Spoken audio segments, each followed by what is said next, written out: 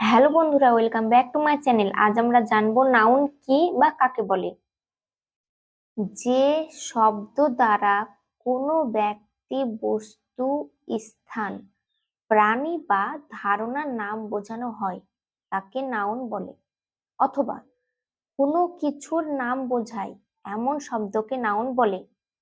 তাহলে আমরা কি জানলাম? এখানে জানলাম যে কোনো কিছুর নাম বোঝায় সেই শব্দকেই আমরা নাউন বলি। তাহলে দেখো এখানে যেমন বলেছে ব্যক্তি, ব্যক্তির ক্ষেত্রে দেখো ম্যান, ওম্যান, স্টুডেন্ট, মানে পুরুষ, মহিলা বা স্টুডেন্ট মানে ছাত্রছাত্রীর নাম, এক কথায় নাম, নাম বোঝায়। জায়গা মানে কোনো কিছু জায়গা, যেমন সিটি মানে শহর, আইল্যান্ড মানে দ্বীপ, এরকম জায়গার নাম।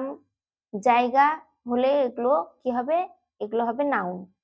বস্তু, বস্তুর ক্ষেত্রে ফ্লাওয়ার, বুক, চেয়ার মানে ফুল, বই, চেয়ার, এগুলো এগুলো হচ্ছে বস্তু। এই বস্তুগুলোকে কি বলবে? নাউন বলবে।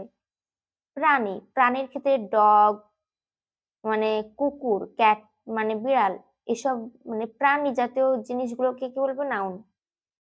ভাবনা বা ধারণার ক্ষেত্রে সাহস, ব্রেভারি, সততা, অনেস্টি, এগুলো হলো নাউন। যেমন দেখো, রহিম ইজ এ গুড বয়, রহিম হয় একজন ভালো ছেলে। এখানে নাম, এখানে দেখো রহিম, রহিমটা কি নাম? তাহলে এখানে কি হলো? এখানে রহিম ব্যক্তি, তাই এটা কি হলো? রহিম নাউন।